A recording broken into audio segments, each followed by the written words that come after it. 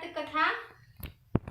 एक बार नैमिषारण्य के निवासी ऋषियों ने संसार के कल्याणार्थ सूत जी से पूछा, हे सूत, कराल कलिकाल में लोगों के बालक किस तरह दीर्घायु होंगे, सो कहिए। सूत जी बोले, जब द्वापर का अंत और कलयुग का आरंभ था, उसी समय बहुत सी शोकाकुल स्त्रियों ने आपस में सलाह की कि क्या इस कली में माता के जीवित रहते पुत्र मर जाएंगे। जब वे आपस में कुछ निर्णय नहीं कर सकी, तब गौतमी जी के पास पूछने के लिए गई। जब उनके पास पहुंची तो उस समय गौतमी जी आनंद के साथ बैठे थे। उनके सामने जाकर उन्होंने मस्तक झुकाकर प्रणाम किया। तदंतर स्त्रियों ने पूछा, हे प्रभु, इस कली युग में लोगों के पुत्र किस प्रकार जीवित रहेंगे, इसके लिए कोई व्रत या तप हो तो कृपा करके बताइए। इस तरह उनकी बात सुनकर गौतमी जी बोले, आपसे मैं वही बात कहूंगा जो मैंने पहले से सुन रखी है। गौतमी जी ने कहा, जब महाभारत युद्ध का अंत हो गया और द्रोण पुत्र अश्वत्थामा के द्वारा अपने बेटों को मरा देखकर सब पांडव बड़े दुखी हुए तो पुत्र के शोक से व्याकुल होकर द्रौपदी अपनी सखियों के साथ ब्राह्मण श्रेष्ठ धौम्य के पास गई और उसने धौम्य से कहा, हे विप्रेंद्र, कौन सा उपाय करने से बच्चे दीर्घायु हो सकते हैं, कृपा करके ठीक ठीक कहिए।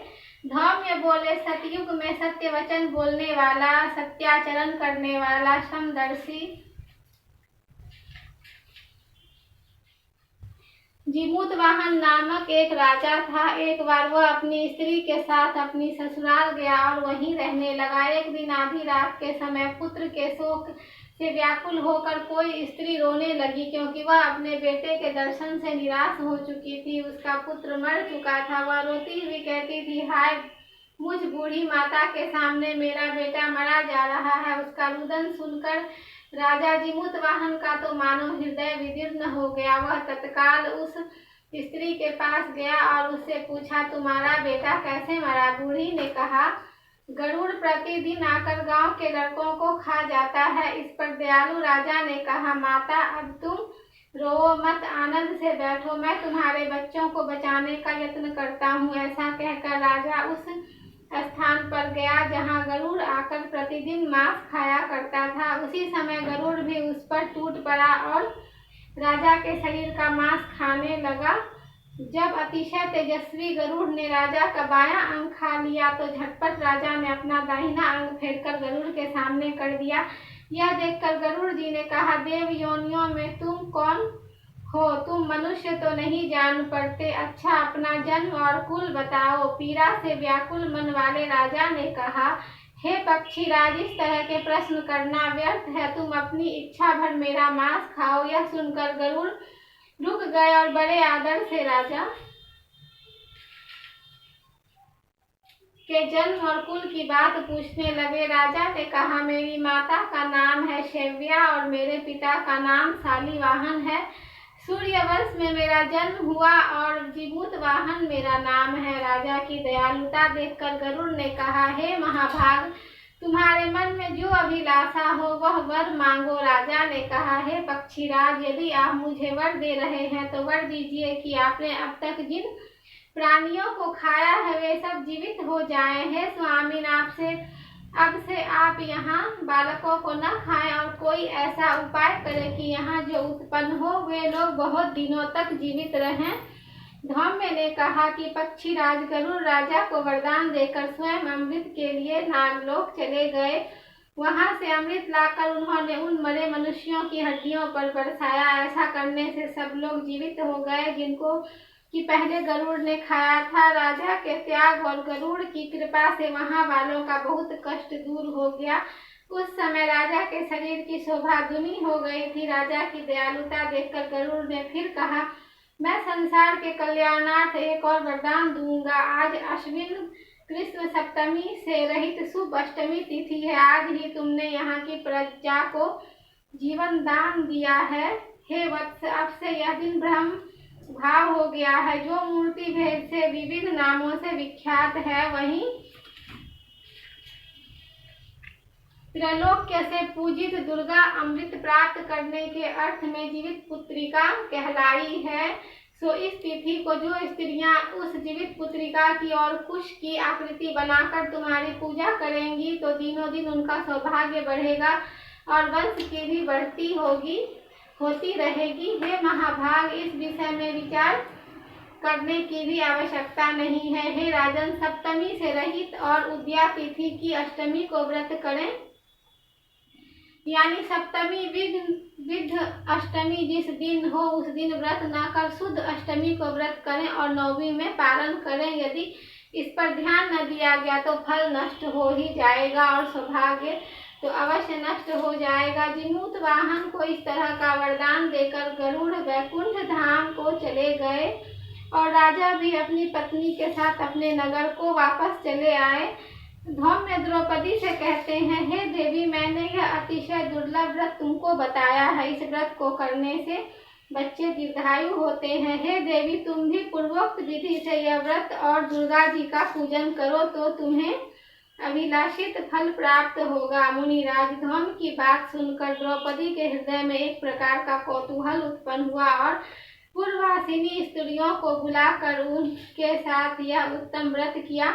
गौतम ने कहा, यह व्रत और इसके प्रभाव को किसी एक चिल्ली ने सुन लिया और अपनी सखी सियारिन को बतलाया। इसके बाद पीपल वृक्ष की शाखा पर बैठकर उस चिल्ली ने और उस वृक्ष के खोते में बैठकर सियारिन ने भी व्रत किया। फिर वही चिल्ली किसी उत्तम ब्राह्मण के मुंह से यह कथा सुन आई और पीपल के खोते में बैठी हुई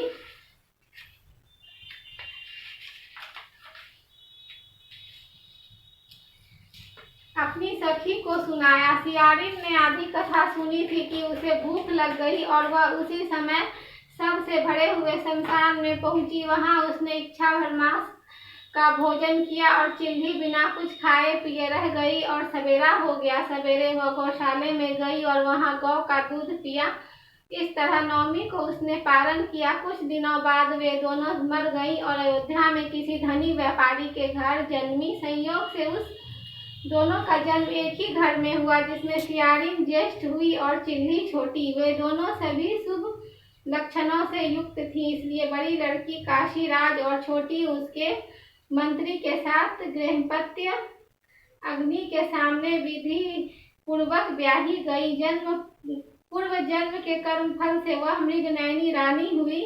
जिस किसी भी संतान को उत्पन्न करती वह मर जाती थी और पूर्व जन्म की बातों को स्मरण करने वाली मंत्री की पत्नी के वसुओं के सदृश तेजस्वी 8 बेटे उत्पन्न किए और सभी जीवित रह गए। अपनी बहन के पुत्रों को जीवित देखकर ईर्ष्यावश राजपत्नी ने अपने स्वामी से कहा कि यदि तुम मुझे जीवित रखना चाहते हो तो इस मंत्री के सभी पुत्रों को उसी जगह भेजो जहां मेरे बेटे गए हैं, अर्थात इन्हें मार डालो।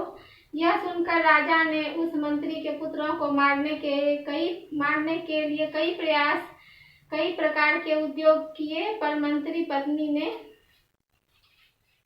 जीवित पुत्रिका के पुण्य बल से बचा लिया। एक दिन राजा ने अपने आदमियों से उन पुत्रों का सिर कटवाकर पिटारी में रखवाया और वह पिटारी उसकी माता मंत्री पत्नी के पास भेज दिया, किंतु वे 8 सिर बेशकीमती जवाहरात हो गए और भले चंगे वे 8 लड़के अपनी माता के पास वापस चले गए। उनको जीवित देखकर राजपत्नी को बड़ा विस्मय हुआ। अंत में वह मंत्री की पत्नी के पास आई और उसने पूछा, बहन, तुमने कौन सा ऐसा पुण्य किया है जिससे बार बार मारे जाने पर भी तुम्हारे बेटे नहीं मरते? इस पर मंत्री की पत्नी ने कहा, पूर्व जन्म में मैं चिल्ली थी और तुम सियारिन, दोनों ने व्रत किया था। तुमने व्रत के नियमों का भली भांति पालन नहीं किया था और मैंने किया था। इसी दोष से हे बहन तुम्हारे बेटे नहीं जीते हैं। ओ रानी, अब भी तुम उस जीवित पुत्रिका व्रत को करो और तुम्हारे बेटे दीर्घायु होंगे। मैं तुमसे सच सच कह रही हूँ। उसके कथा अनुसार रानी ने व्रत किया, तभी से उसके कई बेटे सुंदर और दीर्घायु होकर बड़े बड़े राजा हुए। सूत जी कहते हैं कि सब प्रकार का आनंद देने वाला मैंने यह दिव्य व्रत बतलाया है। स्त्रियां चिरजीवी संतान चाहती हो तो विधि पूर्वक यह व्रत करें।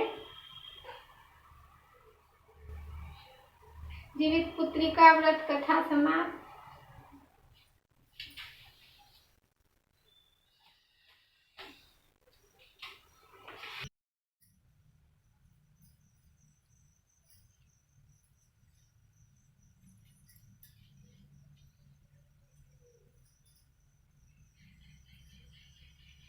ले लो।